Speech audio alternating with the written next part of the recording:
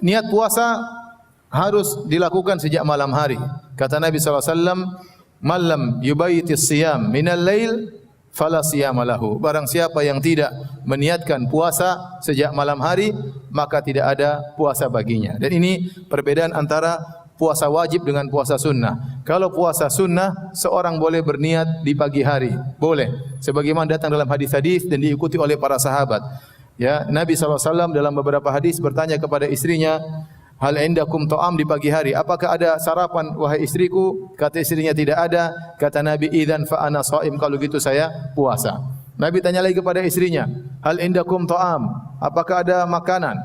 Kata istrinya, "Tidak ada." Kata Nabi, "Idzan fa ana shaim." Kalau gitu saya puasa. Al-Imam Al-Bukhari menyebutkan dalam sahihnya sekitar ada 6 sahabat mengikuti cara Nabi. Kalau mereka bertanya kepada istri mereka, "Ada sarapan atau tidak?" Istrinya mengatakan tidak ada. Kata para sahabat, "Idzan fa ana shaim." Kalau gitu saya puasa ya. Sungguh bahagia para istri kalau punya suami seperti ini ya.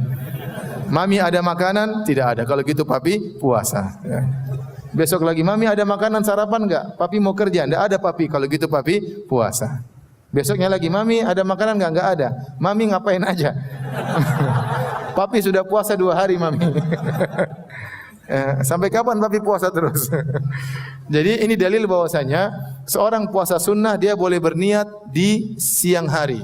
Dia boleh berniat dengan syarat sejak pagi dia belum makan dan belum minum. Seandainya dia berniat jam 9. Bedanya kalau dia berniat jam 9, maka argo pahalanya baru berjalan jam 9. Karena Nabi bersabda, "Innamal a'malu binniyat." Amalan tergantung niat. Kalau dia baru berniat jam 10 pagi, argo pahalanya baru jalan jam 10 pagi. Ini puasa sunnah. Kalau puasa wajib harus dari malam. Karena Nabi berkata, barang siapa yang tidak memasang niatnya sejak malam, tidak ada puasa baginya. Nah, kita di malam hari kita berniat, ya. Apakah harus mengucapkan lafal tertentu? Jawabannya tidak harus.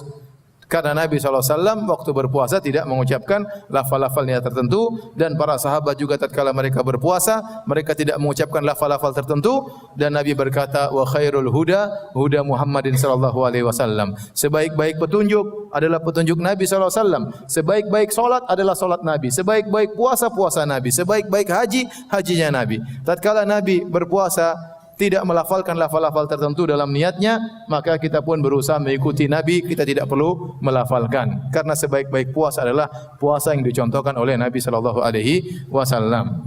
Kalau seorang sudah berniat dalam hatinya, berarti sudah niat. Contoh, dia pergi ke tukang jual nasi goreng, dia bilang, "Pak, beli nasi goreng." Niatnya buat sahur ya. Berarti dia sudah niat memang untuk apa? Berpuasa. Taib. Kemudian hadirin dan hadirat yang dirahmati oleh Allah Subhanahu wa taala. Kita setelah berniat, kita jangan lupa makan sahur. Sahur ini adalah ibadah yang mulia. Bahkan sebagian ulama mengatakan seandainya tidak ada hadis yang memalingkan, tidak ada yang ijma' bahwasanya sahur itu sunnah, maka saya akan katakan sahur itu wajib.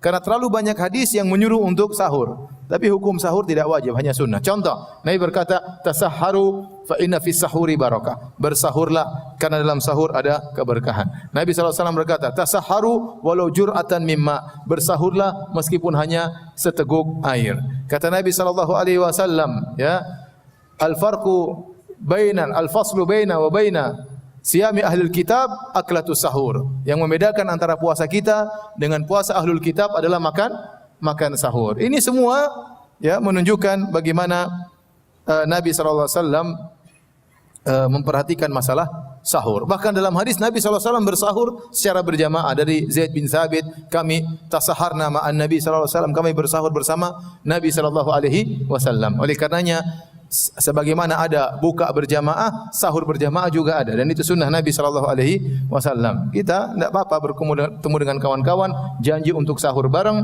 dan Nabi SAW pernah sahur bareng dengan para sahabat. Taib.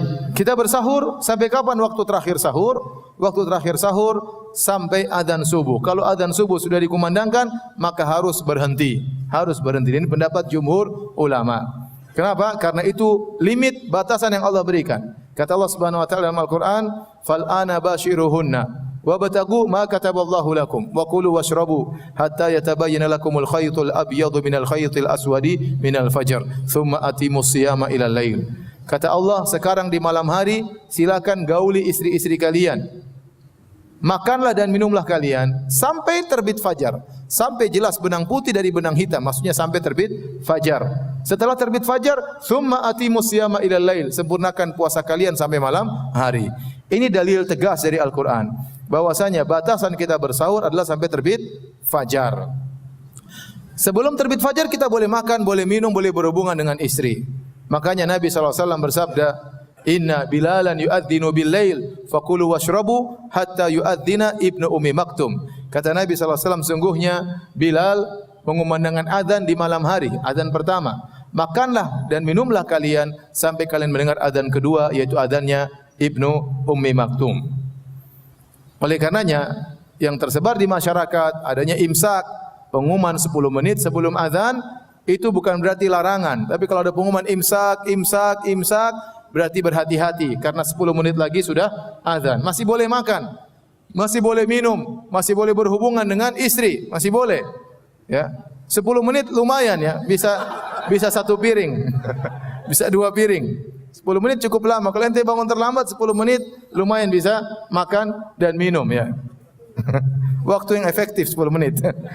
Jadi selama belum azan masih boleh makan dan minum, masih boleh berhubungan dengan istri. Tetapi kalau sudah azan harus berhenti. Harus berhenti. Taib, sebagian ulama membolehkan jika seorang dikumandangkan azan dia boleh minum.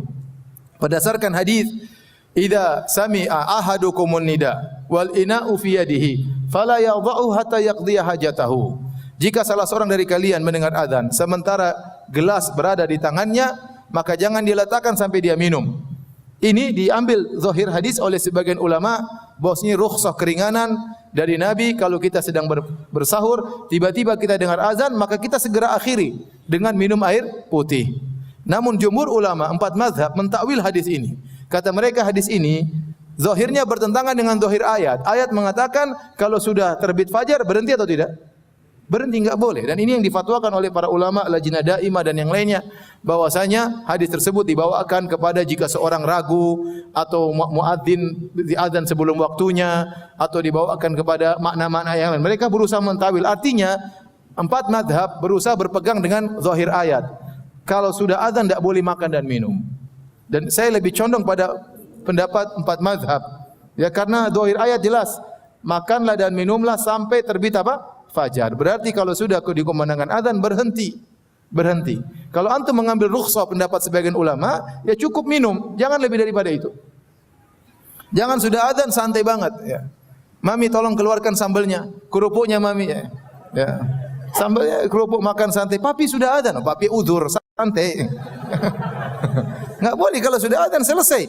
Jangan macam-macam, jangan main-main, jangan sampai puasa Anda tidak bernilai di sisi Allah Subhanahu wa taala. Saya pernah diceritakan di sebagian tempat, sebagian pondok, ada ustaz sama murid-muridnya, mereka mungkin sholat malam bareng, kemudian mereka sahur bareng. Sudah dikumandangkan azan di sekeliling masjid, akhirnya muridnya mau mengumandangkan azan, kata ustaznya, sebentar, saya lagi makan. Jangan dulu azan. Subhanallah, enggak boleh ente ngatur azan ya. Kenyang dulu baru azan. Enggak, kalau sudah waktunya azan harus apa? Harus azan, harus berhenti. Barang siapa terlambat bangun, ya sudah dia bersabar, itu ujian baginya. Jangan dia nekat, sudah azan kemudian dia minum, sebagian ulama berkata batal. Sebagian ulama berkata itu batal ya. Sebagian ulama mengatakan rukhsah, yang penting minum saja, habis itu selesai. Lebih hati-hati kita berhenti sebelum dikumandangkan apa? Azan ya.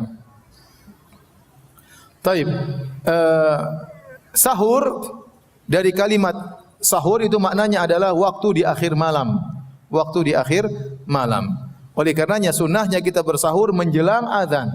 Disebutkan Nabi SAW antara makan sahur sampai didirikan solat sekitar membaca sitina ayat atau 100 ayat. Saya agak lupa lafalnya, 60 atau 100 ayat. Sekitar antara selesai Nabi makan sampai solat, bukan sampai azan, sampai solat, sekitar 20 menit, sekitar 15 menit.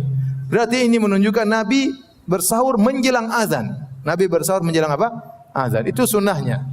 Ya kalau kita pun sahur taruhlah jam 4, sekarang azan jam 4.36 ya. Jam 4 kita sahur, jam 4:04 kita sahur. Jangan kita sahur jam 1 malam. Kalau jam 1 malam itu bukan sahur, namanya makan malam ya. Itu namanya makan malam. Oleh karenanya sahur itu dikerjakan menjelang azan. Ya, menjelang azan. Oleh karenanya Nabi mengatakan, makanlah kalian, Bilal masih azan silakan makan. Dan jarak antara azannya Bilal dengan azannya Ibnu Ummi Maktum cuma sebentar, mungkin 20 menit, 15 menit. Ya. Jadi para sahabat dahulu mereka sahur menjelang apa? Menjelang azan. Maka jangan seorang bersahur terlalu cepat jam 2 kecuali ada uzur ya sehingga dia harus safar atau harus kegiatan, tetapi dia siapkan air minum menjelang azan dia minum sehingga dia dapatkan keberkahan makan sahur. Jangan lupa tatkala di sahur berzikir kepada Allah, berdoa kepada Allah karena di waktu sahur waktu penuh berkah, waktu turunnya Allah ke langit dunia. Ya, yang kata Allah Subhanahu wa taala, wa bil asharihum yastaghfirun. Di waktu sahur mereka beristighfar kepada Allah Subhanahu wa taala. Oleh karenanya selain kita sahur, jangan lupa memanfaatkan waktu tersebut untuk berdoa kepada Allah atau untuk bermunajat kepada Allah di waktu sahur. Taib.